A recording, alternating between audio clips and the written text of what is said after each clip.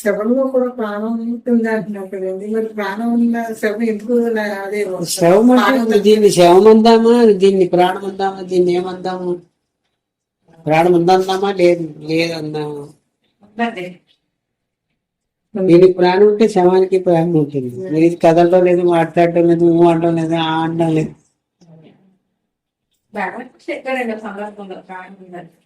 కాబట్టి థియరీ ఏమంటే ప్రాణంలో ఉన్నదంతా, ప్రాణంలోనే మనం అందరం ఉన్నాము కదా, ప్రాణంలో ఉన్నదంతా ప్రాణమే లెక్కకొస్తుంది. ప్రాణం ప్రకటనకు వచ్చినప్పుడు అది ఉపయోగంలోకి వస్తుంది, ప్రకటన లేనప్పుడు ఉపయోగానికి రాదు. అప్పుడు ఉంది శ్వాస రూపంలో శ్వాసిస్తుంది కాబట్టి పనిచేస్తుంది. మనసు, బుద్ధి, ఇంద్రియాలన్నీ పనిచేస్తుంది. శ్వాసించడం మానేసింది అనమాట. అంటే శక్తి ఉంది, ప్రకటించడం లేదు. శ్వాసించడం మానేసుకుంది అంటే అవసరం లేదా ఉపాధి. శ్వాసించినంత మాత్రం చేత ప్రాణం లేదని ఎట్లా చెప్తాము? ప్రాణము ఉంది, శ్వాసించడం లేదు, అంటే శ్వాస రూపంలో లేదు. చైతన్యంలోనే కదా ఉంది మరి అది కూడా. ప్రాణము శ్వాస ఒకటి కాదండి. ప్రాణము శ్వాస ఒకటి కాదు. ప్రాణమే శ్వాస రూపంలో మనకు తెలుస్తుంది. శ్వాస అనేది గాలి అనేది ప్రాణానికి వాహకం అనమాట అండి. ఆ వాహకం మీద వాహనాన్ని ఎక్కి మనం ప్రయాణం చేస్తాం కదా, గాలినే వాహనం మీద ప్రయాణం చేసి లోపలికి వెళ్ళింది. మళ్ళీ గాలినే వాహనం మీద కార్బన్ డైఆక్సైడ్ కూడా బయటకు పోతుంది, మళ్ళీ లోపలికి వస్తుంది, లోపలికి వెళ్ళి నింపుతుంది అనమాట. ప్రాణమే ఉంది. ప్రాణం ఉంటేనే ప్రాణమే భగవంతుడికి పర్యాయ పదం. ప్రాణం అంటే భగవంతుడు అన్నం. భగవంతుని యొక్క శక్తికి ప్రాణం అని పేరు. ప్రాణము మనస్సు ఒకే చోటు నుంచి పుడుతున్నాయి. శక్తి శాఖయోర్తో శక్తి మూలక. ఒకే శక్తి నుండి రెండు శాఖలుగా విభజింపబడ్డాయి. శక్తి మూలంలో ఒకటే ఉంది, అది రెండు శాఖలుగా విభజింపబడ్డాయి. ఒక శాఖకోము ప్రాణం అని పేరు, ఇంకొక శాఖకోము మనస్సు. మనస్సు ప్రాణమన్నా శ్వాస శ్వాస అంటున్నాం. అంటే శ్వాస రూపంలో ఉంది కదా. శ్వాస మీద దృష్టి పెట్టినా మనసు ఆగుతుంది, మనసు మీద దృష్టి పెట్టినా మనసు ఆగుతుంది. శ్వాస తగ్గుతుంది, వేగం తగ్గిపోతుంది. మొదటి వేగం తగ్గాలి. వేగం ఏం చేస్తుందంటే సత్యాన్ని తెలియడానికి అవరోధం అవుతుంది. వేగము మనస్సు యొక్క వేగము తగ్గాలి. మనస్సు యొక్క వేగము తగ్గడము కొరకు ప్రాణాయామాది క్రియలు సహకరిస్తాయి. శ్వాస మీద దృష్టి పెట్టడం అనేది సహకరిస్తుంది అనమాట. మనస్సు యొక్క వేగం తగ్గుతుంది. మనస్సు యొక్క వేగం తగ్గిన తర్వాత ఊరికే ఉండాలి, నిశ్చలంగా ఉండాలి, అంతే. ఏమీ ఆలోచన లేకుండా ఉండాలి. ఒకవేళ ఆలోచన వచ్చిందనుకో, ఆలోచన చూస్తూ ఉండాలి. ఆలోచన చూస్తుంటే ఆలోచన యొక్క వేగం తగ్గిపోయి ఆలోచన ఆగిపోతుంది. అప్పుడు ఆలోచన మీరు కాదు, ఆలోచన చూస్తున్నాననే వ్యక్తి మీకు ఉన్నప్పుడు చూచేవారు జ్ఞప్తి అవుతున్నారు, చూడబడేది ఆలోచన. తెలుసుకునేవారు జ్ఞప్తి అవుతున్నారు, తెలియబడేది ఆలోచన అవుతుంది. అప్పుడు మీరు ఆలోచన కారు, ఆలోచన చూచేవారు లెక్కకొస్తారు.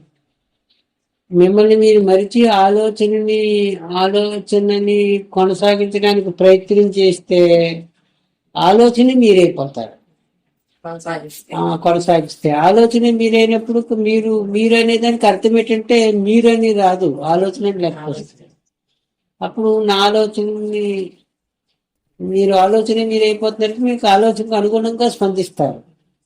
వెళ్ళాలని ఆలోచన ఉంటే వెళ్తారు, తిట్టాలని ఆలోచన ఉంటే తిడతారు, ఏం చేయాలని ఆలోచన ఉంటే అది చేసుకుంటూ పోతున్నారు. ఎందుకంటే ఆలోచనకు అనుగుణంగా మారిపోయింది. మీకు మొదటి ఆలోచన వ్యక్తి, మీ వైపు నుంచి చూసుకుంటే మీరే మొదటి ఆలోచన. లక్ష్మి అనేది మొదటి ఆలోచన అనమాట. లక్ష్మి అనే ఆలోచన వచ్చిన తర్వాత ఉన్న ఆలోచనలు అన్నీ వస్తాయి. లక్ష్మి అనేది కూడా ఆలోచనని మీరు గుర్తిస్తే మీరు గుర్తించేవారుగా ఉంటారు, ఇది ఆలోచనగా ఉంటుంది. ఇది గుర్తింపబడేదిగా ఉంటుంది. గుర్తించేవారు సాక్షి అన్నాము, ఏదో పేరుతో చెప్పుకున్నాము. ఇది గుర్తింపబడుతుందిగా. దీనినే ఆలోచనని గుర్తించినప్పుడు మీరు మీరుగానే ఉంటారు, ఇది ఆలోచనగా ఉంటుంది. ఈ ఆలోచనని ఆశ్రయించుకుని ఉన్న ఆలోచనలు వస్తాయండి. ఇక్కడ ఆలోచనని మీరు చూసేసారు కాబట్టి ఇంకా ఆలోచనలు మీ ప్రమేయం లేకుండా సాగవు, కొనసాగించడానికి అవకాశం ఉంటుంది. ఎందుకంటే మీరు మొదటి ఆలోచన దగ్గర ఆపిస్తున్నారనమాట. మీరు మీరు ఆత్మరిస్తే ఈ ఆలోచన నిజమైపోతుంది. ఈ ఆలోచన ఏమైతే తదనుగుణంగా ఉన్న ఆలోచన అన్నీ వచ్చేస్తుంటాయి. వ్యక్తి నేను అనేది జాగ్రత్తగా ఉండడానికి పొలం దగ్గర జాగ్రత్తగా ఉంటే నేను అనే అనుభవముగా ఉండి మీకు వచ్చిన ఆలోచన మీరు చూస్తుంది. ఆ ఆలోచనలో ప్రథమ ఆలోచన మీ వైపు నుంచి మీ ఉపాధి లెక్కకు వస్తుంది, నా వైపు నుంచి నా ఉపాధి లెక్కకు వస్తుంది. అప్పుడు మీ ఉపాధిని మీరు ఆలోచనగా చూస్తే మీరు చూసేవారి లెక్కకు వస్తారు, ఇది చూడబడేది లెక్కకు వస్తుంది. అక్కడే మీరు చూస్తున్నారు కాబట్టి ఆలోచన కొనసాగడానికి అవకాశము తగ్గిపోతుంది. ఎందుకంటే ఎంత తగ్గిపోతుందంటే మీ ప్రమేయం లేకుండా మీ ఆలోచన సాగదు. ఇంకా మీరు అయితే అయిపోతుంది, మీరు ఆలోచిస్తే ఆలోచన, అప్పుడు ఆలోచన మీ కంట్రోల్లోకి వచ్చేస్తుందండి. మీరు ఆలోచన అయిపోరు.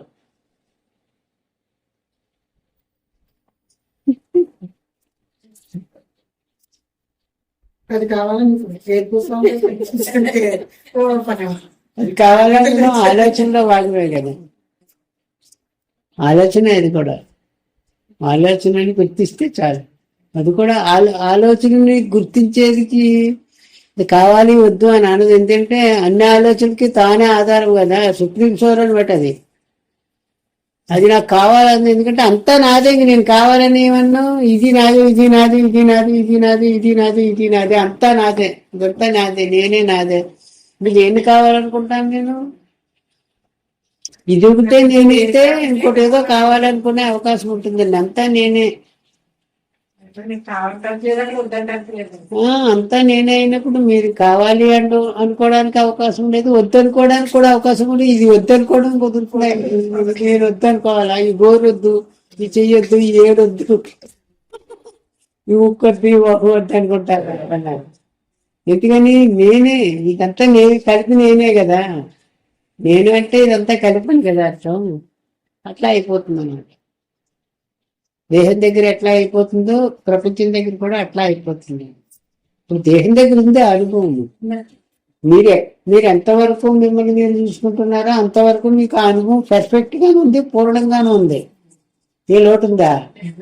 దేనికది సహజంగా పూర్ణంగా ఉంది అంటున్నారు కదా. మిమ్మల్ని మీరు పూర్ణంగా అనుభవిస్తున్నారు కదా. లగజక పర్యంతం కలిపి నేను అంటున్నారు కదా. మీ అనుభవంలో లోటేమీ లేదు. పూర్ణంగా ఏలు నేను, గోరు నేను, తలంటలు నేను, మొత్తం నేనే అని అనుభవిస్తున్నారు కదా. పూర్ణంగానే ఉన్నారు కదా. మీ నేను ఇంతవరకు చూసుకున్నారు, అంతవరకు అది పూర్ణంగానే ఉంది కదా. లోటేముంది? అది పూర్ణంగానే ఉంది కదా. అంటే తన పూర్ణత్వాన్ని చాటుకుంటుంది తను ఎక్కడుంటే అక్కడ. మీరు ఒకసారి ఎడంగా వచ్చి చూడండి, అప్పుడు తాను పూర్ణత్వం ఏంటనేది మొత్తం తానే అవుతుంది. అలాగే ఉంది మీరు. జ్ఞాని చేస్తున్నాడు జ్ఞాని సర్వాన్ని ఒకే మిమ్మల్ని మీరు ప్రేమించుకోవడం మానేయండి. మిమ్మల్ని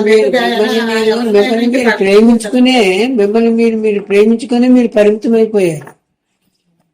ప్రేమించడం మానేయండి. ఊరికే అవసరార్థం చూసుకోండి. మంచి శరీరం ప్రేమించడం మానేయండి. ప్రేమించడం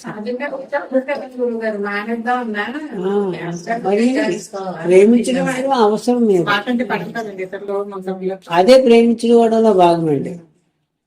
అవసరం వేరు. నువ్వు ఏవో కళ్ళు ఏదో చిన్న ఎఫెక్ట్ ఉంది, డాక్టర్ దగ్గర చూపించుకున్నాము, అది అవసరం అనమాట. ప్రేమించుకుంటే కంపల్సరీ అయిపోతుంది అనమాట.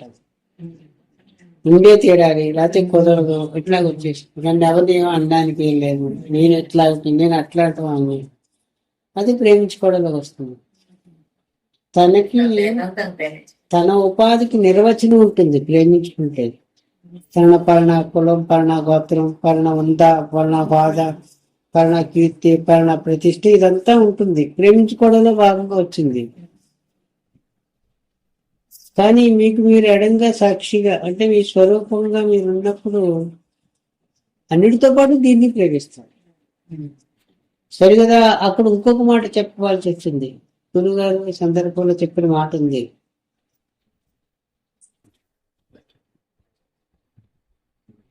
ఈ సృష్టి అంతా జరగడానికి మనం ఎవరినో చతుర్ముఖ బ్రహ్మ అని అంటున్నాం కదా, ఊరికే మాట వరుసకు వచ్చి చెప్పుకుంటున్నాం. బ్రహ్మగారిగా ఉన్నది మీరే, క్షేమగా ఉన్నది మీరే. ఎవరిని ప్రేమిస్తారు అని లెక్క వచ్చేస్తుంది. అంటే మొత్తం కలిపి మీరు లెక్కకు వస్తారు. ఇది ఇంకే వేదాంత ప్రకారంగా మాట్లాడుకోవడం అనేది అనుభవానికి వస్తుందా అని సందేహించవలసిన అవసరం లేదు. ఎందుకు లేదు అంటే మీరు నిద్రపోయిన తర్వాత నిద్రలో కళ వస్తుంది. కళలో ఏదో వెంకటేశ్వర స్వామి వారి దర్శనానికి వెళ్ళారు. అక్కడ వెంకటేశ్వర స్వామి వారితో పాటు ఇంకా అంతన్ని చూస్తున్నారు కదా, అదంతా కలిపి కదా మీరు కళలో చూస్తున్నారు. అంటే మీరు కళలో దర్శించే దేవతతో పాటు అక్కడున్న యాత్రికులు, అక్కడున్న కొట్లు, షాపులు, అక్కడున్న క్రిమికీటకాదులు, పక్షులు, అన్ని జంతువులు, అన్ని ప్రాణులని అక్కడ చైటిక ఏదైనా ఒక కాడు ఉంటే ఆ కాళ్ళ పక్కన ఉన్న కుక్కతో సహా అన్ని కనిపిస్తున్నాయి కదా. అదంతా కలిపి మీ కళలో భాగమే కదా అయ్యింది. ఇంతమంది ఇందరూ ఎక్కడి నుంచి వచ్చారు మీ కళ్ళలోకి? మీరు ఒక్కరే కదా, కళ్ళు కనేటప్పుడు ఒక్కరిగానే ఉన్నారు. కళ్ళలోకి ప్రవేశించిన తర్వాత వాళ్ళందరూ వచ్చారు. అందులో దేవుడు ఉన్నాడు, పశుపక్షాదులు, క్రిమికీటకాదులు ఉన్నాయి. మీరు అసహించుకునేది కూడా అక్కడ ఉంది. ఏది మీది కాదు, ఏది మీది కాదు. మీదనుకుంటే ఆ వెంకటేశ్వర వారు మీరే, మీరు అసహించుకునే పదార్థం మీరే. మీది కాదనుకుంటే మీది ఏది కాదు. కాదనుకున్నా మొత్తం అంతా కాదనుకోండి, అవుననుకుంటా మొత్తం అంతా అవును లెక్క వస్తుంది. కానీ ఇది మాత్రమే నేనంటే ఇదెవరని ప్రశ్నకి సమాధానం ఉండదు. మళ్ళా ఇది మాత్రమే నేను, మరి ఇదెవరు అని ప్రశ్న వస్తుంది. ఇది కూడా నేను అంటే ఇది మీకు నేనే, ఇది నేను కూడా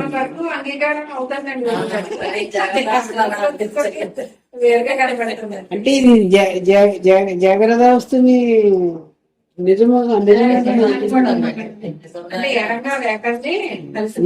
స్వప్నంగా చూడటం లేదని అర్థం. ఇది స్వప్నంగా చూస్తూ స్వప్నం అని మాటకొచ్చి మాట్లాడుకుంటున్నాం, గురుగారు చెప్పారని మనం చెప్పుకోవడం కాకుండా మీరు స్వప్నము అని ఎరుకగా ఉంటే, అంటే స్వప్నం అని గుర్తించి ఉండుట. స్వప్నంలోకి వచ్చి స్వప్నం అనుకున్నా, స్వప్నంలో ఉన్న వాటి స్వప్నం అనుకున్న ఒకటే, అనుకోకపోయిన ఒకటే, ప్రయోజనం ఏమిటి ఆ మాట వల్ల? మీరు స్వప్నంగా చూడమని కదా, స్వప్నాన్ని ఎట్లా చూస్తున్నారో దీన్ని అట్లా చూడమని. చూస్తే అంతా మీరే కదా అవుతారు, లేదా అంతా కాకుండా అన్న ఉంటారు. స్వప్నాన్ని సాక్ష్యం అనమాట. ఇది స్వప్నమని గుర్తించమని, అది స్వప్నం సాక్ష్యంగా ఉంది. గాఢ నిద్ర అనేది మీ స్వానుభవాన్ని గుర్తుకు తెచ్చుకోవడానికి సాక్ష్యము, మీ అసలు స్థితికి అది సాక్ష్యము. మీ డూపు ప్రపంచం అనేది డూపు ఒరిజినల్ కాదు అని చెప్పడానికి స్వప్నం సాక్ష్యం. ఈ రెండు సాక్ష్యాలు ఉన్నాయి ఇప్పుడు మీ దగ్గర.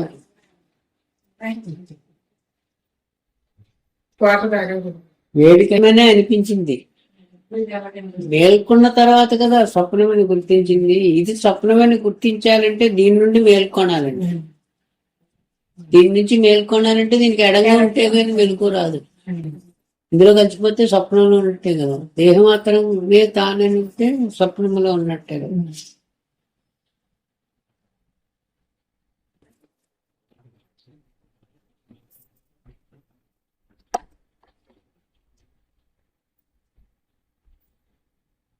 మెలకు కదండి తెలుస్తుంది. మెలుకున్న తర్వాత కదా స్వప్నమని మెలుగుతుంది.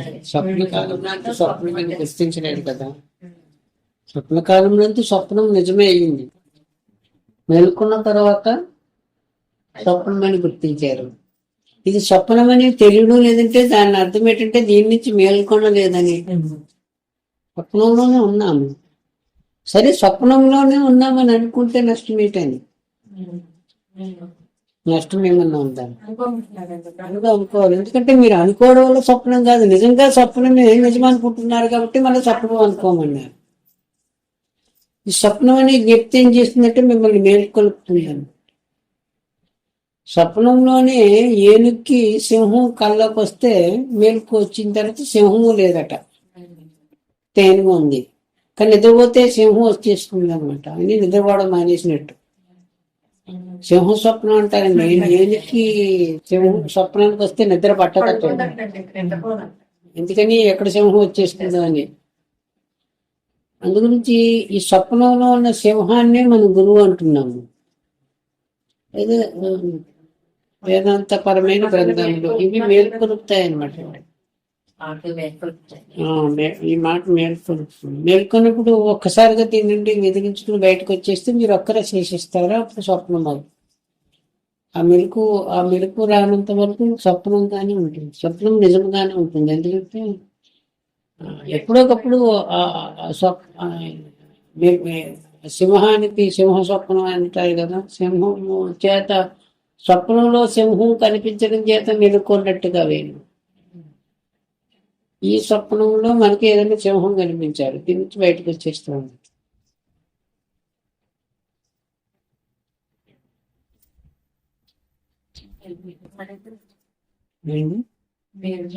వాడు కూడా స్వప్నంలోనే ఉండాలి. స్వప్నంలో సింహము స్వప్నంలో ఉంది, ఏనుగు స్వప్నంలో ఉంది. కానీ మెలకు రావడానికి సహకారమైంది స్వప్నంలో ఉన్న సింహం. ఇట్లా గురువు కూడా స్వప్నంలోనే ఉంటాడు. కానీ మిమ్మల్ని మేల్కొని తర్వాత గురువు ఉండడం, మీరు ఉండరు, మీరొక్కరే శేషిస్తారు. అప్పుడు దాకా గురువు శిష్యులు ఇద్దరు ఉంటారు. ఇద్దరు ఉన్నారంటే మీరు స్వప్నంలో ఉన్నారని అంటారు. అక్కడ మేల్కొనేవాడు ఇద్దరు ఏర్పడుతున్నారు. మేల్కొనడానికి ఆరాటపడేవాడిని శిష్యుడు అన్నారు, మేల్కొనడానికి కావాల్సిన ఉపాయం అందించేవాడిని గురువు అన్నారు. ఇదంతా స్వప్నంలోనే జరుగుతుంది.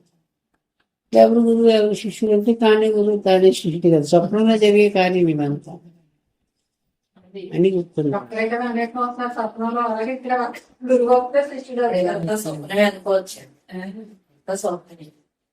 అవును, జరుగుతుంది కదా. జరుగుని మాట్లాడుకుంటున్నాంటే స్వప్నం.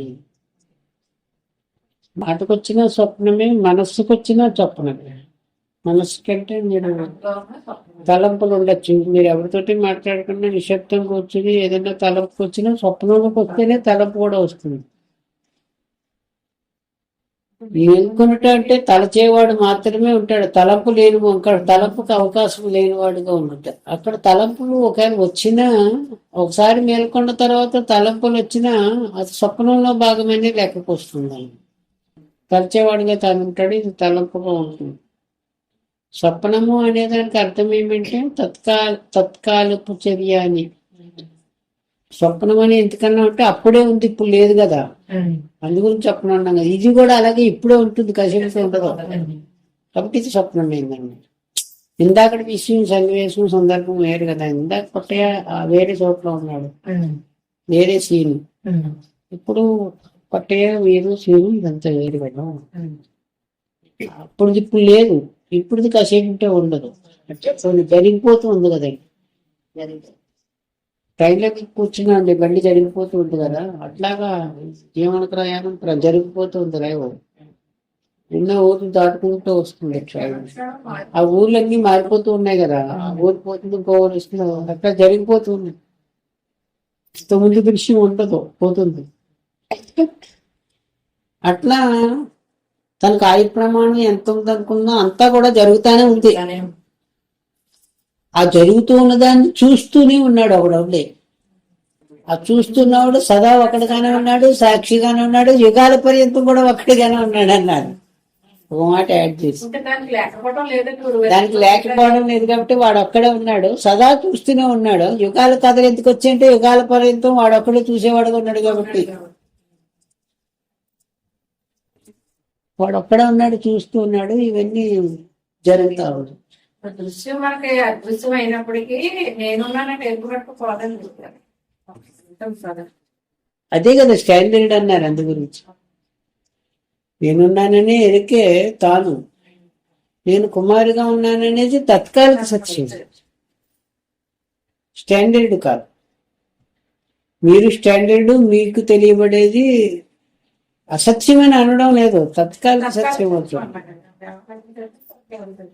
తాత్కాలిక సత్యం, వ్యవహారిక సత్యమైనా తాత్కాలిక సత్యమైనా ఉంటూ ఉంటుంది. వ్యవహారిక సత్యం జరిగిపోతూ ఉంటుంది ఎప్పటికప్పుడు. దీనికే పునర్జన్మ అంటారండి.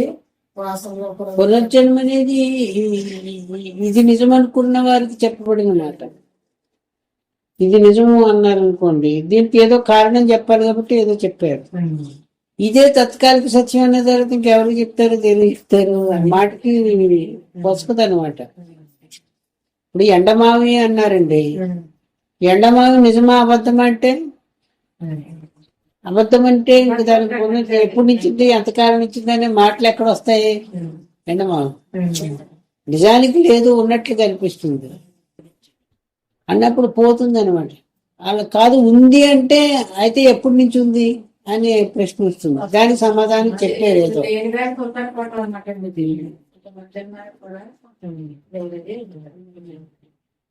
కానీ ఎందుకు నమ్మవలసి వచ్చిందంటే మీరు దీన్ని నమ్ముతున్నారు కాబట్టి ఆ మాట కూడా నమ్మవలసి వచ్చింది. మీరు ఈ ఉపాధిని నమ్ముతున్నారు కదా, ఈ ఉపాధిని నమ్మితే వారి మాటలు కూడా నమ్మాలి. ఈ ఉపాధిని నమ్మొద్దని చెప్తున్నారు, తత్కాలిక సత్యమే చెబుతున్నారు. మీరు ఉంటే ఉంటుంది, మీరు లేకపోతే ఉండదు. మీరు చూస్తే ఉంటుంది, మీరు చూడకపోతే ఉండదు. మీరు కళ్ళు మూసుకుంటే దృశ్యమే లేదు, చెవులు మూసుకుంటే శబ్దమే లేదు, తాకకపోతే స్పర్శే లేదు, ఆగ్రహించకపోతే వాసనే లేదు. మీరున్నారు. మీరు మీ పంచ ఇంద్రియములతో పంచ విషయాలని మీరే అనుభవిస్తున్నారు మీ మనసు ద్వారా. మనసు లేక లోకము కలదా చెప్పు అన్నది నాకు బదులు. లోకము పంచ విషయాత్మకము, పంచ విషయములు పంచేంద్రియములు ద్వారా మనస్సే అనుభవించడం చేత లోకం అంటే మనస్సే అన్నారు. మనస్సు కలిగిన వారుగా మీరు ఉంటే మీరే మనసు ద్వారా అనుభవిస్తున్నట్టు లెక్క వస్తుంది. అప్పుడు వ్యక్తిగా పేడవుట్ అయిపోయి పేడు ఉండి లేని వారు అయిపోతారు. ఇప్పుడు ఎవరు చెప్తారు ఇవన్నీ?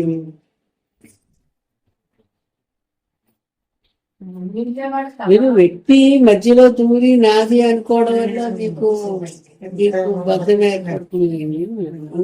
ఉన్నది అదే తన అనుభవిస్తుంది దేవుడి ద్వారా విషయం. వ్యక్తికి సంబంధం ఏమి ఇక్కడ